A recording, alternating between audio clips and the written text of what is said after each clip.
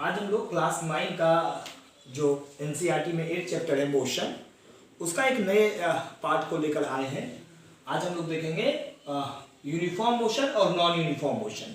तो uniform motion किसको बोलेंगे? When an object covers equal distance in equal interval of time the motion is called uniform motion. बोलता है जब कोई ऑब्जेक्ट जो है वो कवर करेगा इक्वल डिस्टेंस को इक्वल इंटरवल ऑफ टाइम में, तो ऐसे मोशन को हम लोग यूनिफॉर्म मोशन कहेंगे, है ना।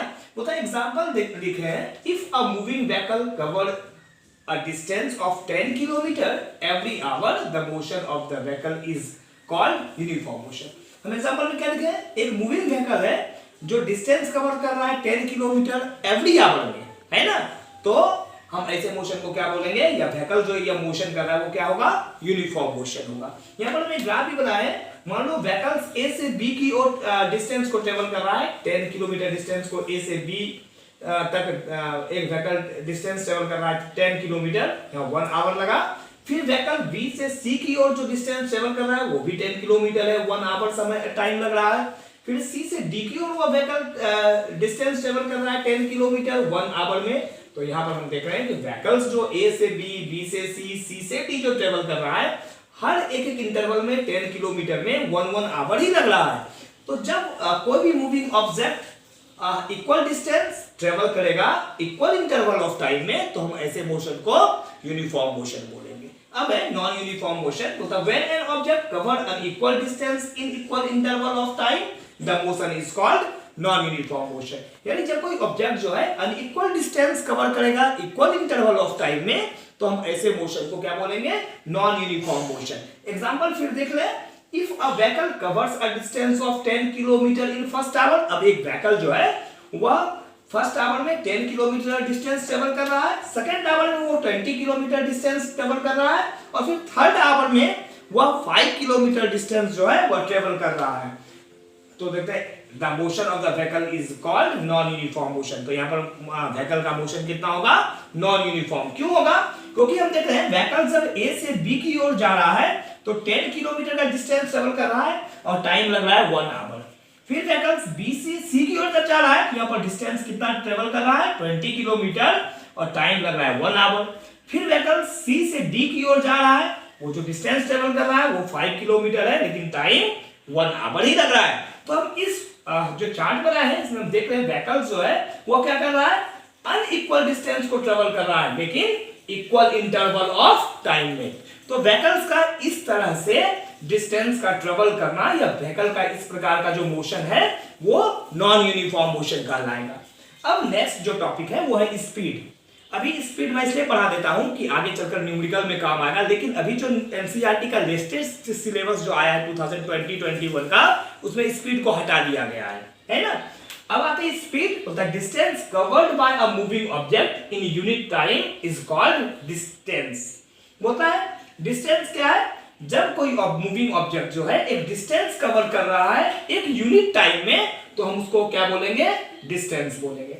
डिस्टेंस देख ले, सॉरी हम लोग उसको क्या बोलेंगे? स्पीड बोलेंगे। स्पीड क्या है? मैं एक बार फिर से दोहरा दूं कि जब कोई मूविंग ऑब्जेक्ट डिस्टेंस कवर करेगा एक यूनिट टाइम में, तो हम उसको क्या बोलेंगे? हम उसको बोलेंगे स्पीड। यहां पर मेरा गलती हो गया है, यहां पर क्या लिखाएगा? स्पीड लिखाएगा। क्या लिखाएगा? स्पीड लिखाएगा, है ना। तो स्पीड का फॉर्मूला क्या आ गया? Distance covered bye a moving object in unit time, that means distance covered by time taken. बोलता है यदि हम स्पीड को v, डिस्टेंस को s और टाइम को t माने सपोज करें, तो फॉर्मूला होगा v = s/t। अब आता है कि what is the SI unit of speed? तो SI unit of speed is metre per second. Because क्यों ऐसा होगा? क्योंकि डिस्टेंस को जब भी हम लोग मेजर करते हैं वो मीटर में, किलोमीटर में, है ना। तो यहाँ पर डिस्टेंस का ऐसा यूनिट क्या हो गया? मीटर, और टाइम का क्या हो गया? सेकंड। इसलिए लिखिए मीटर पर सेकंड। यदि ज्यादा डिस्टेंस बिग में कवर करेगा तो हो जाएगा किलोमीटर पर आवर, है ना। तो द एवरेज स्पीड, मतलब the average distance covered in unit time by a moving object is called average speed. Average speed किसको बोलेंगे?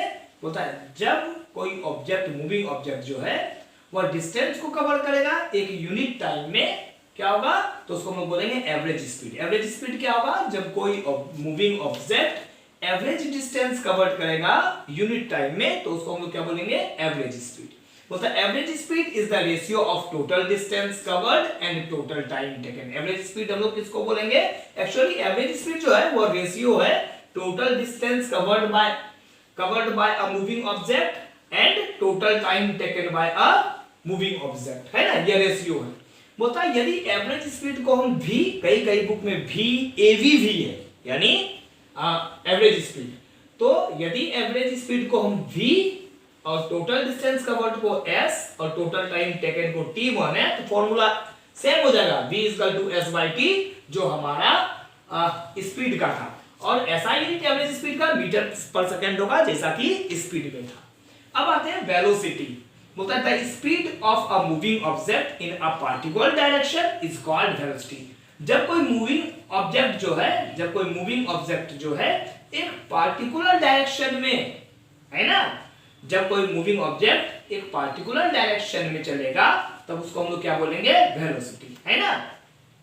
Velocity has both magnitude and direction. Velocity के पास मैग्नीट्यूड और direction दोनों होता है, जबकि स्पीड के पास सिर्फ मैग्नीट्यूड होता है और डायरेक्शन नहीं है, यानी speed has only magnitude no direction. होता है velocity of an object is the distance covered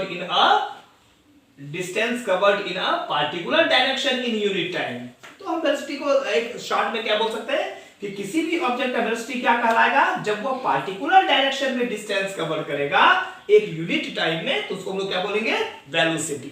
मतलब वेलोसिटी का एक फॉर्मूला देख ले, तो velocity is equal to distance covered by time taken, same जो एवरेज स्पीड और स्पीड का है, तो v इज इक्वल टू क्या हो गया, s/t, और वेलोसिटी का भी SI unit metre per second है। अब आते हैं वेलोसिटी में यूनिफॉर्म वेलोसिटी। यूनिफॉर्म वेलोसिटी किसको बोलेंगे, uniform speed of an object in the same direction is called uniform velocity. होता है जब किसी ऑब्जेक्ट का यूनिफॉर्म स्पीड जो है वो सेम डायरेक्शन में चले, तब ऐसे इस वेलोसिटी को हम लोग क्या बोलेंगे, यूनिफॉर्म वेलोसिटी।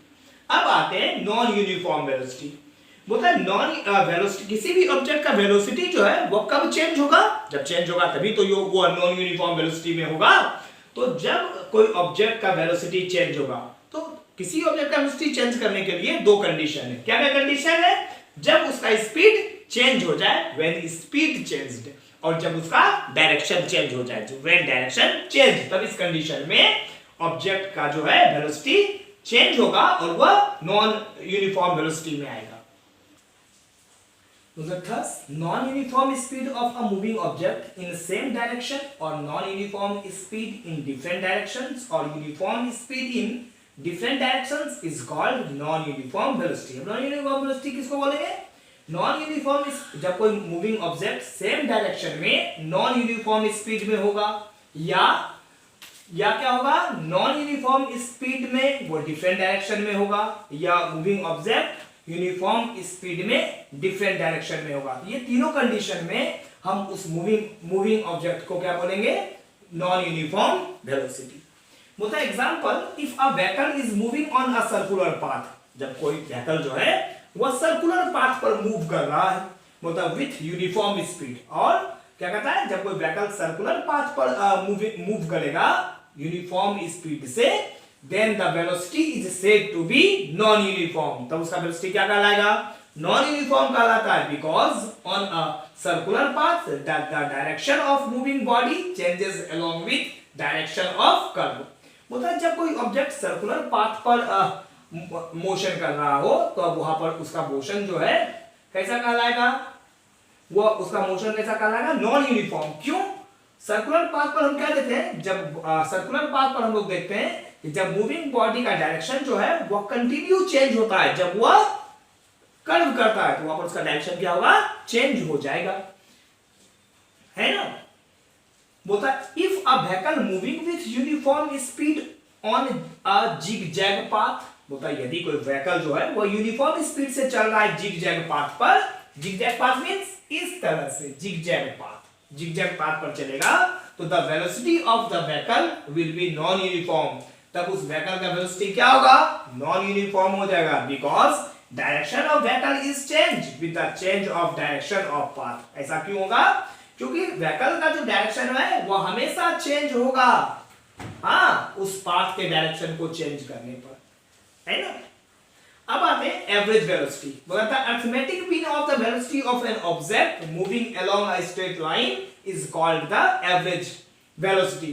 बोलता है किसी भी ऑब्जेक्ट का वेलोसिटी का अरिथमेटिक मीन जब वो स्ट्रेट लाइन पर मूव कर रहा हो तब हम उसको क्या बोलेंगे? Average velocity. यानी एवरेज वेलोसिटी इक्वल टू क्या हो जाएगा? Initial velocity plus final velocity divided by 2, क्योंकि एक हो गया इनिशियल वेलोसिटी, दूसरा हो गया फाइनल वेलोसिटी, इसलिए डिवाइड कैसे किए? 2 से कर दिए, है ना। तो यदि एवरेज वेलोसिटी को VAV माने इनिशियल वेलोसिटी को u, फाइनल वेलोसिटी को v, तो फार्मूला जाएगा VAV equal to u plus v by 2, है ना।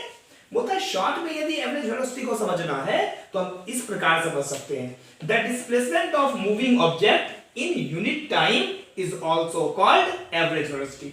बोलता है किसी भी मूविंग ऑब्जेक्ट का डिस्प्लेसमेंट यूनिट टाइम में जब करता है तो उसको हम लोग क्या बोलेंगे? Average velocity. यानी जब कोई मूविंग ऑब्जेक्ट एक यूनिट टाइम में वो शॉर्टेस्ट डिस्टेंस ट्रेवल करता है तब हम उसको क्या बोलेंगे? वो मूविंग ऑब्जेक्ट एवरेज वेलोसिटी में है। तो फॉर्मूला क्या होगा? तो average velocity equal to displacement by time taken.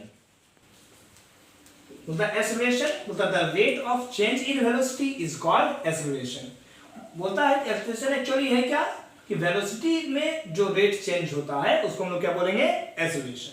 बोलता है acceleration is generally denoted by a और f। acceleration को हम या तो ज्यादातर क्या करते हैं? स्मॉल a से या स्मॉल f से डिनोट करते हैं।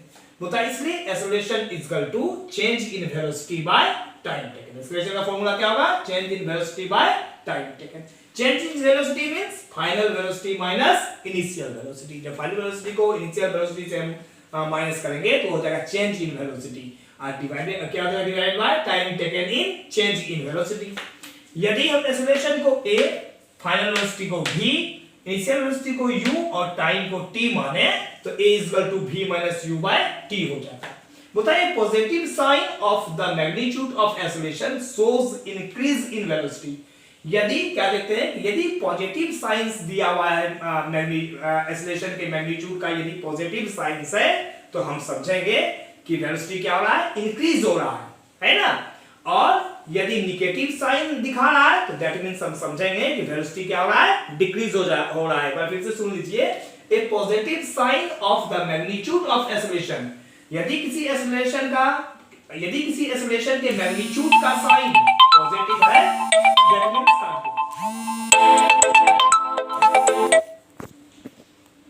ठीक है।